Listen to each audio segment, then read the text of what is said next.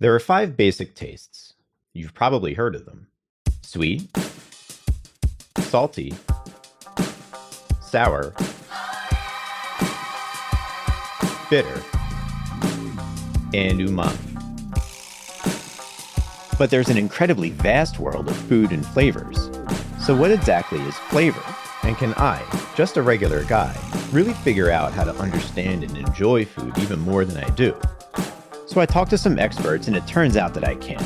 And so can you. But you have to start somewhere. I'm Evan Young, and this is Fever for Flavor. You're going to hear me reference my travels quite a bit on this podcast. I always feel a little bit strange talking about the places I've been because I don't want to sound like some kind of an elitist, jet-setting, wealthy, 1% kind of person who spends his weekends in Bali. I am not that, honestly. But I did have my luck in my 20s, which is a couple of decades ago for me, of falling backwards into an opportunity to live in Bangkok for a few years. As the travel hub in Southeast Asia, I also had the luck, or the guts, maybe, of traveling extensively throughout the region. On a backpacker's budget, I got to sip coffee in Laos, eat banh mi in Vietnam, try adobo in the Philippines. And as I grew up and came back stateside, I also ended up working a job that sent me to Europe a few times a year. So again, lucky me. But I will say this. What I took away from these travels was an unabashed love for all kinds of non-American cuisines, and in particular, the stuff you just don't see all that often here in the US. For example, Burmese food. When I came across a cafe restaurant off of Rittenhouse Square called P.S. & Co. and saw that they had a menu unlike any I'd really seen before in Philly, which was vegan and Burmese-inspired, I had to reach out.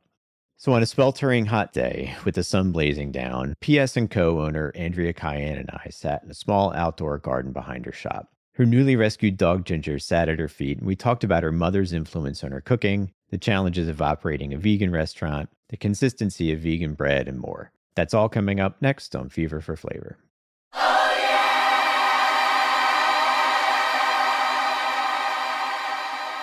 yeah! Andrea, thank you very much for having me here. I really appreciate it. This is wonderful back here. This is like a secret little hidden gem of a garden. I didn't even know it was here. Well, thank you for wanting to spend time with me today. I'm so honored. Welcome. The first thing I think I want to do is offer you what I believe is my take or my summary of what I think P.S. & Co. is, but then I want you to maybe correct me and expand on it. Oh, I love this. Yeah. Okay. For me, looking at the menu and the site and everything else that you've got here, I was here the other day, tried a bunch of stuff.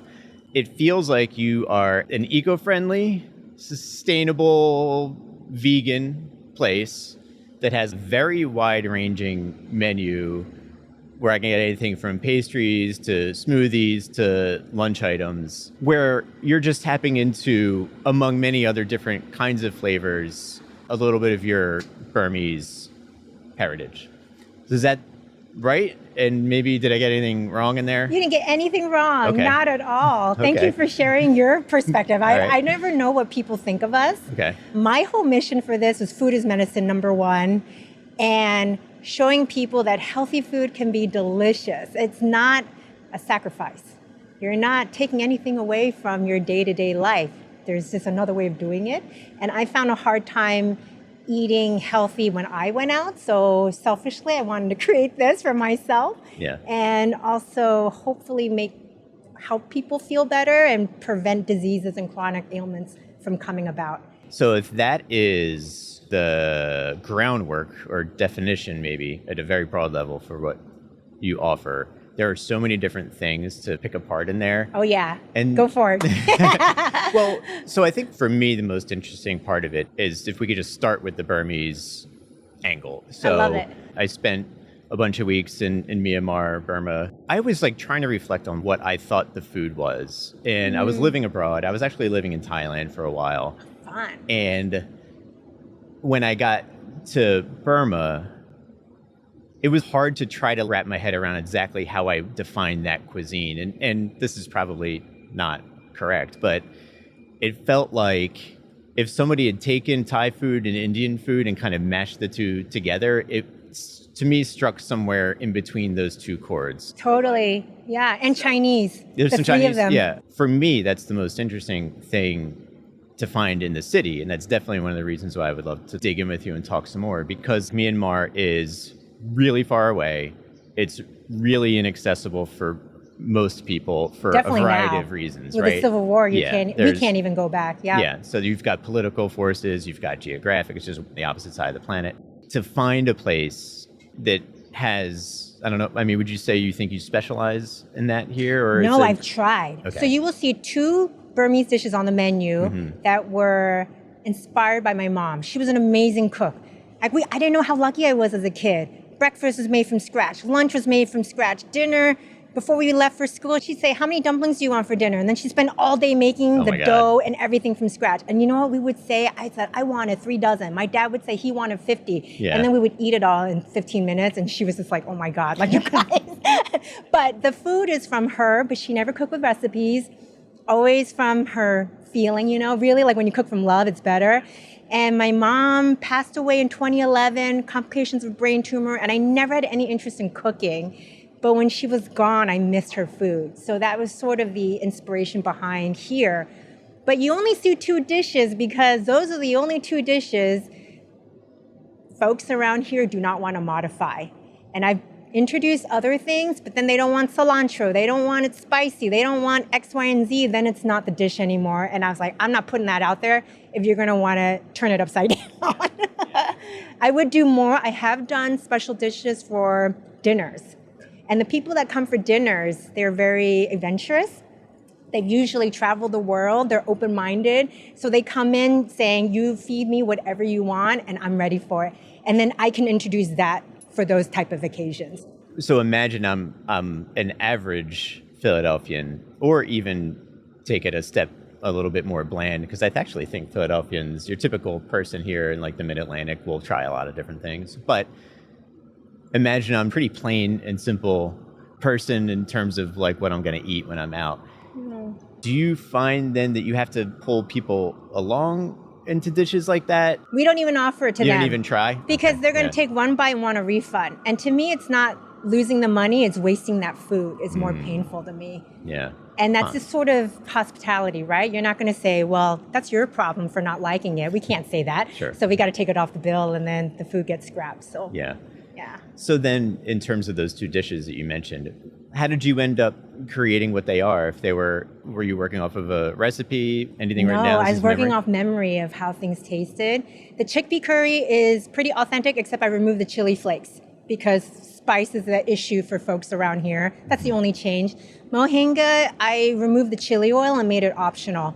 So that was an easy modification. And the toppings are additional, so we can always remove it if they have a peanut allergy or they don't like cilantro. That's easier to take away. So if I've never had that before, is there a way that you might describe what the flavors are? Oh yeah, for the mohinga, it's traditionally a bottom feeder fish soup. You know, that's not a good sell, but that's what it is. Tradition. It's usually made with catfish. Like a catfish. Okay. And it has flavors of lemongrass, mackroot lime leaf, turmeric, and ginger. It's healing. It will blast out a hangover, a cold, anything like that. It just cleans you out and makes you feel nourished. Okay. And I just replicated those flavors, but instead of the catfish, I used sweet potato to bulk up the soup.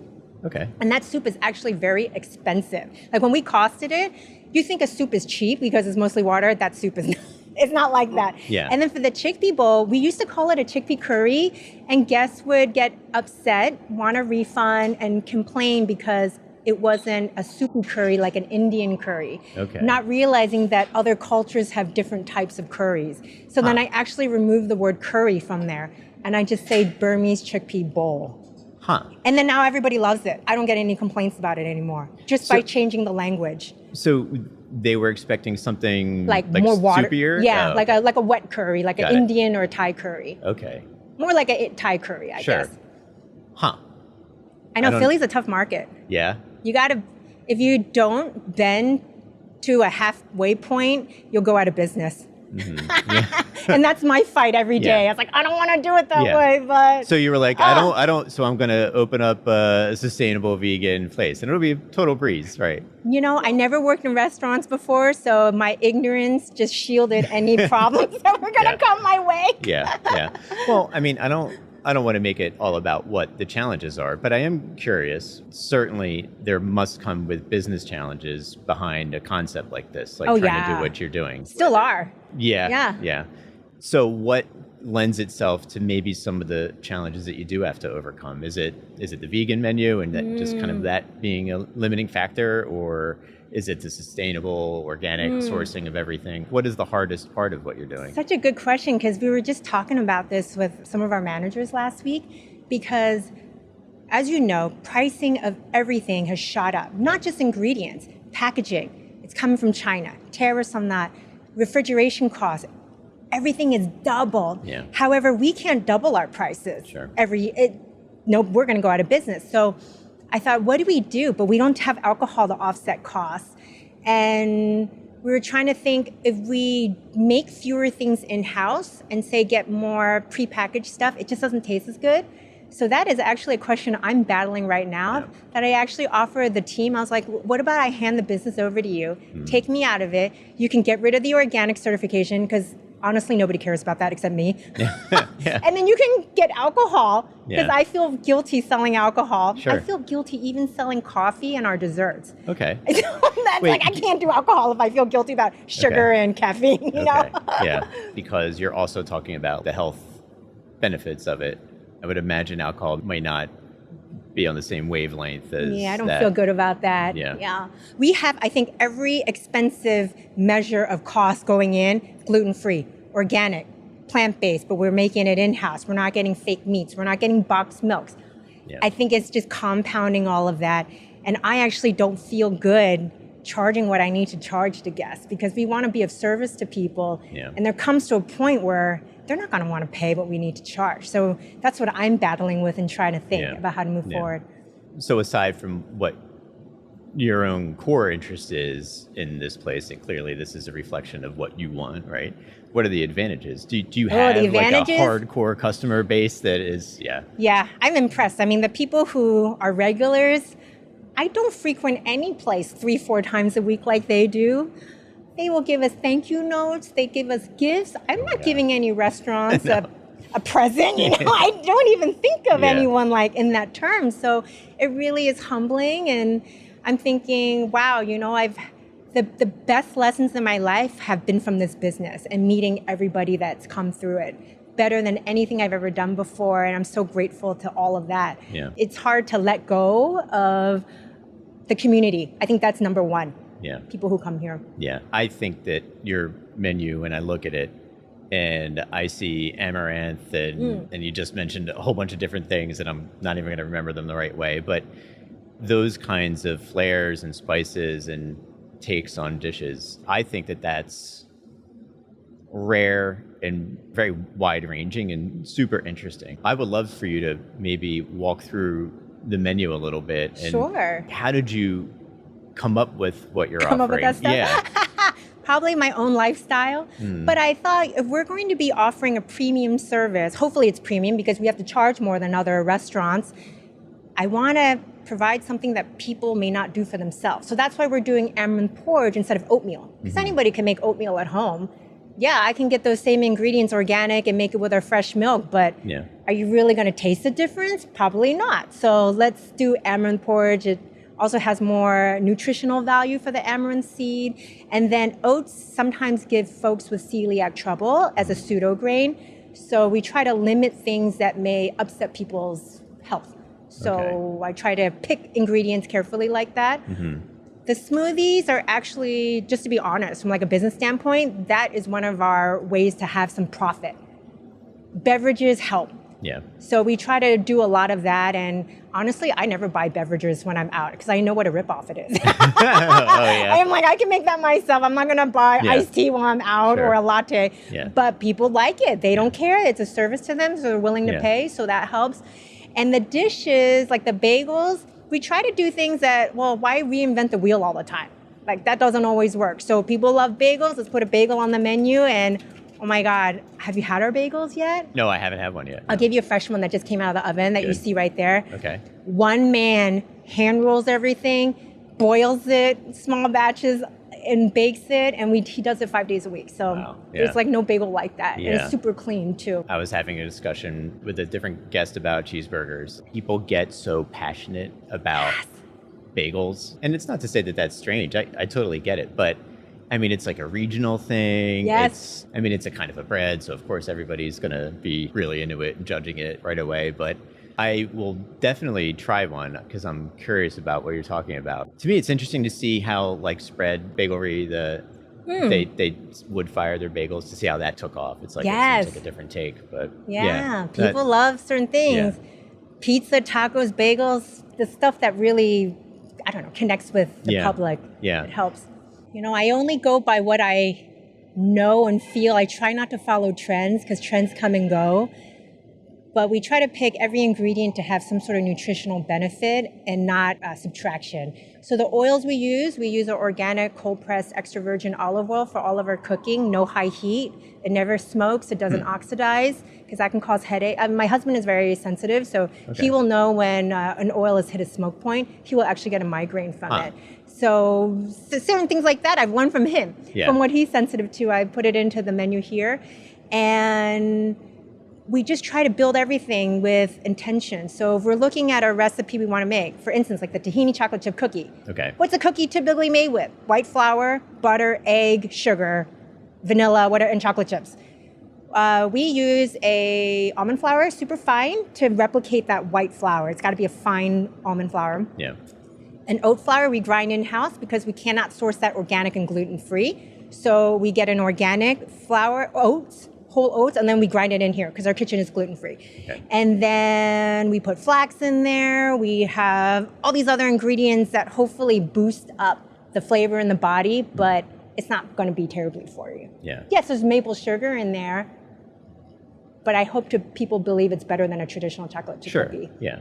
To sort of take it back to the blank slate or the blank canvas of the food that you serve, how often are things changing? I mean, where are you coming up with the variations of what you're offering? And are you mapping it out in your head, on a computer, on a whiteboard? I mean, what's the process to come up with something? It's so collaborative now. We have two amazing chefs. Our executive chef, they don't like their names blasted out, so that's why I'm not saying it, not because I don't want to give them credit, but they're more shy. So our executive chef and our pastry chef, I let them have free run now. So because it's more fun when they make something they love. It's always better than anything any of us could come up with. So I love seeing that, such as the savory scones, the tarts that are coming out. Those are each of them, their individual passions, so you can really see it. I will come up with the more Asian-inspired, those flavors. Like we did a Lunar New Year menu earlier in this year. I came up with some base recipes and I handed it off the chef to help me execute them and standardize them and put them into operation. So I got the fun part. I just come up with ideas and they figure it out. So are they still operating within a framework that you feel that you've defined by what P.S. & Co. is? They have to be 100% organic. Okay. 100% gluten-free, obviously. Ingredients have to come from a company that's certified GF, just for guest peace of mind. They have to be plant-based but clean. So if they're getting something that is manufactured, like Miyoko's butter, we use a lot of her butter. Her butter is clean, so we'll bring it in and use it. Yeah. And then that's it. Cane sugar, I try to tell our pastry chef, like, please limit the cane, because I have to answer a lot of negative reviews about that. Really? And it gets a little bit, my feelings do get hurt. Sure. So it's like you can't read the negative reviews. Yeah, just only skip use over it when them. you really have to because it makes sense, but try that to make that the last resort. Is there anything here that feels like a flavor palette or profile that you want to stay roughly within, or is it free reign? It's free reign. I got to say, and our two chefs, they're not vegan. I think that helps. I'm vegan. I'm limited. I mean, I've been vegetarian since I was 13. I went vegan when I was 28. I don't know how to cook a lot of things. I don't know the flavors. I don't know the textures. I don't know a lot about food anymore, but they do. So they are really fantastic about the chemistry behind things and the execution that I can never catch up on. Plus, they've been chefing for decades in like big restaurants, hotels, catering, everything. So they have such a wonderful expertise, but they also have the interest and the integrity to do what we're doing. So I can totally trust them. Okay. Is there ever any conflict there or broken hearts? Or do they have to say like, hey, no, you just got to trust me. This is... No, they're fantastic. Okay. They're my main inspirations, besides the guests, to keep this going. These two chefs have zero ego. And we've worked with chefs with big egos where you have to tiptoe around them, or They just want to keep doing better. So if we give feedback, they're like, all right, let's do it better. They never get defensive. And I mean, obviously we don't come at them saying, oh, this sucked. Yeah, we sure. always Yeah. do it in a Yeah. kind way, to actually, like, both ways. Everyone's really respectful. Yeah. So I love this management team here. You just mentioned your customers. Do you feel like your client base is going to be a little bit more passionate about the food that they're eating and the feedback they're going to give you? Because Oh, yeah. They are educated. Yeah. They know what they're doing.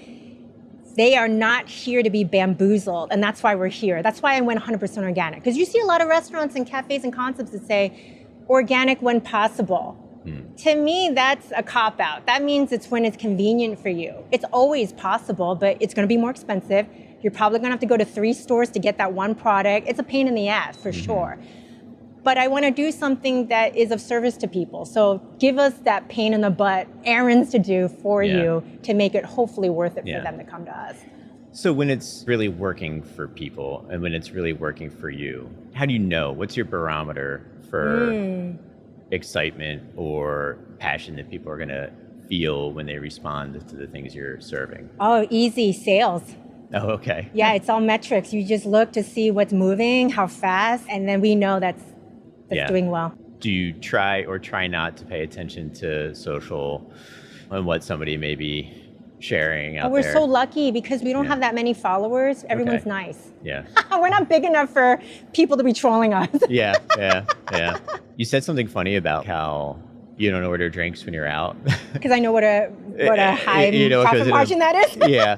Well, it's funny. I will almost always get something if it's going to be a specialty kind of drink that I know I'm just not going to find really anywhere else. So just for example, I'm going to get a mango lassi when I go to the Indian because it's just like slightly harder to find, I'll make sure you go home with our mango lassi smoothie. Do you? Okay. Yeah. All right. See what you think. Okay. I actually don't even know what the heck a lassi is. It's usually, I thought it was buttermilk.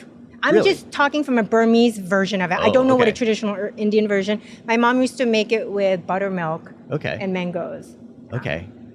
I don't even exactly know what buttermilk is. It's sour milk. It's kind of like, it's like fermented on purpose. Okay, so it has some kind of like a yogurty flavor. Yeah. Got it. Yeah. People don't use a lot of buttermilk around here for stuff. I don't guess Yeah, not. pancakes. I thought with Amish people there would be more, yeah? but yeah, Really? I don't hear about it anymore. Huh. I see tons of pastries on the menu. Are the pastries that you're offering here a strictly for breakfast sort of pastry, or are they all day long? Are they post-dinner, post-lunch? All of the above. Okay. Is there like a flavor palette or a construct for your desserts and your pastries that you're trying to stay within? Is it Layers of flavor. That's Okay. what I hope for our savory and desserts, that even if you're not vegan, gluten-free, or whatever, you're going to love it, and it's going to be as satisfying, if not more satisfying than a traditional version. Huh. So what are a couple of examples from your menu where you feel like particularly proud about how The layered cakes. Okay. I've never had So literally layered. I've never had a regular cake that tasted better than ours. And I say that because it's not even my recipe anymore, so I don't feel like I'm bragging. It's been a group effort. Okay. It's the different chefs over the years have contributed tweaks. Okay. And what it is now, it's not how it started many years ago. And I love it because it's just kind of a memory of everybody who's been a part of the business. What are the layers? It's usually 3 layers of cake, which is a vanilla chocolate, carrot, Earl Grey, matcha. We have lots of flavors. And then the creams, I think, are what really do it. The creams are made with cashews, coconut meat, Oh, okay. a little bit of coconut oil, maple syrup, vanilla fruit, or chocolate. And we have different things to layer that with, such as caramels, curds, other fillings. Yeah. So is there something about, you'll typically hear as far as pushback on vegan food, that you think that you just wish people understood better about what it means to cook with vegan, bake with vegan, or even eat it when you're out? Well, that's that you such a just good wish that question. you could say, I know what you may think about it, but trust me, it's this. I guess keep giving all of us a chance, because there's a lot of stuff you may not like, but there might be that one that you love.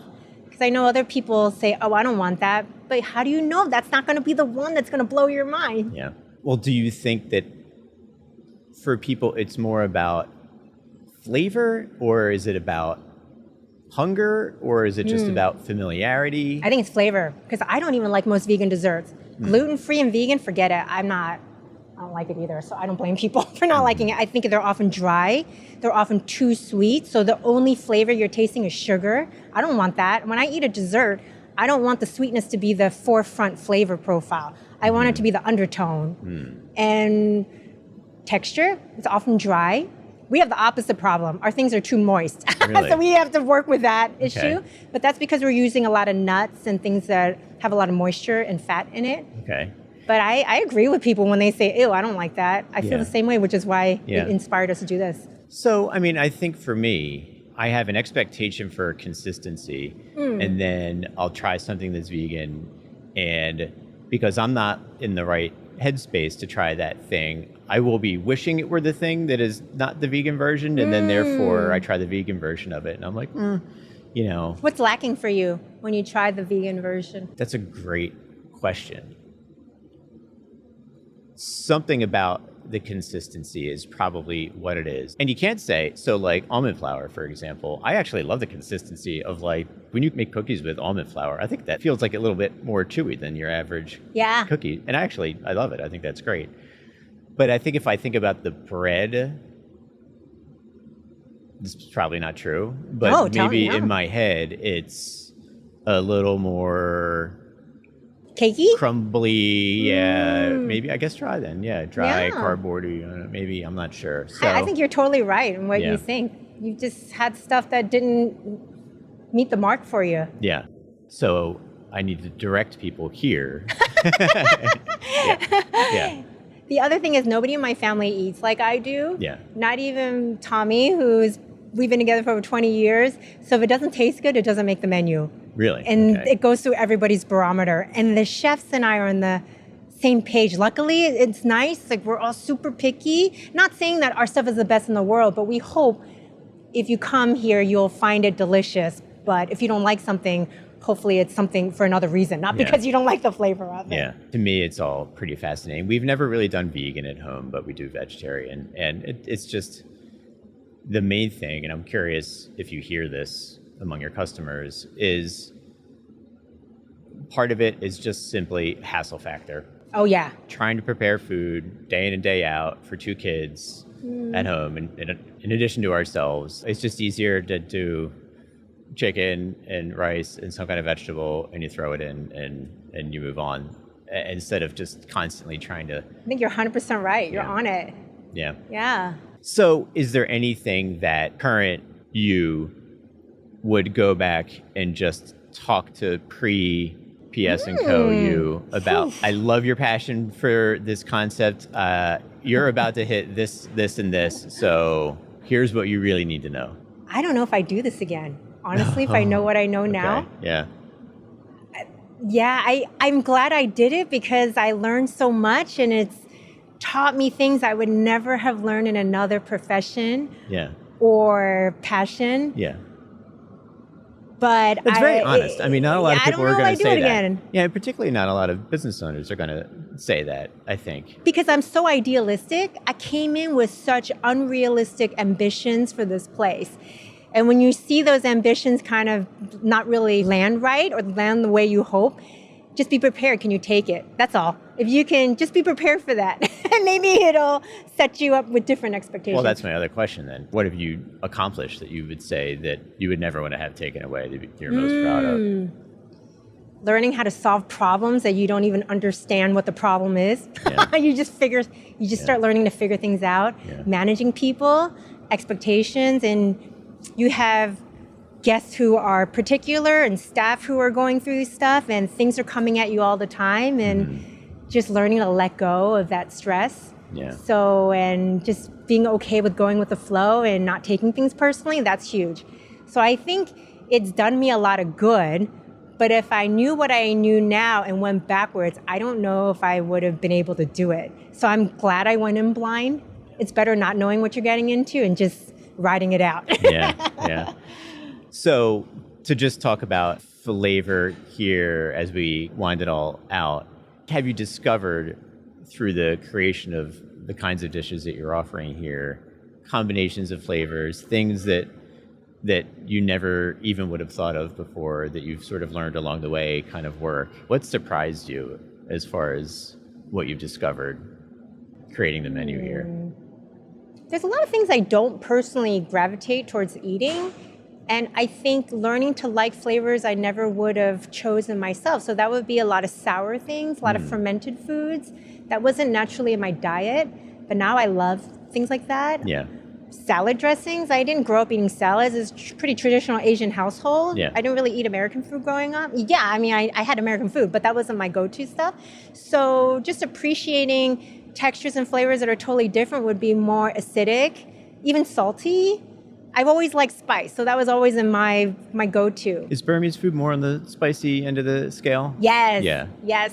Yeah. And I hope you ate at someone's home in Burma, because I think didn't, that's no. the best food than the street food, unfortunately. Yeah, I did enjoy the street food when I was good. there quite a bit. And I was able to eat it because I'd been there for a few years. So my stomach was like, That's awesome. yeah, if I went there now, it would be, it would probably be hard. The best Burmese food I had was actually on the meditation retreats when I was there. Oh, That was the okay. best food. That sounds amazing. Yeah. Well, we just talked about flavor a little bit, and I'll close out. I've been telling everybody gets the same question now, and I think it's been a fascinating one to keep track of. And that's, of all the different tastes, sweet, salty, sour, spicy, umami, if you could no longer live with one of those ever for the rest of your life, you had to take one of them away, which one would you take away? Sweet. You would take sweet. Even though I started this because I had a sweet tooth, I no longer have a sweet tooth. Okay.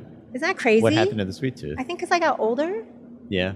I think it's like hormones changing. Sure. So I'll eat our cookie and I'm like, yeah, I get it, but I don't want that. I don't want that flavor to hit my mouth anymore. Was it replaced with a salt No. tooth? No. No. I just asked ChatGPT this yesterday. It's like, why is my appetite not fun anymore? I don't crave anything. I don't want to eat anything past noon. What is happening? Yeah.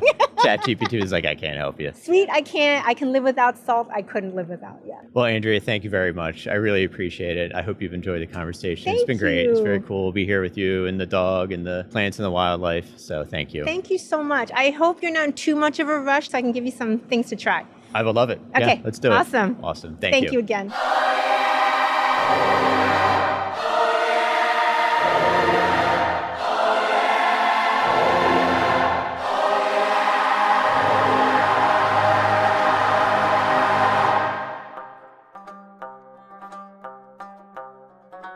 Thank you for joining us on Fever for Flavor, a weekly podcast hosted by me, Evan Young, and produced by Studio D Podcast Production. If you want more content, go to feverforflavor.com. That's fever, the number 4, flavor.com. Feel free to email us at podcast@feverforflavor.com and follow us on Instagram @feverforflavor. Again, that's fever, the number 4, flavor. If you'd like to support Fever for Flavor, please leave a review on Apple Podcasts or wherever you get your podcasts. All you have to do is open up the podcast app on your phone, look for Fever for Flavor, scroll down until you see Write a Review, and tell us what you think. Join me next week as we continue to explore the world of food and flavors here on Fever for Flavor.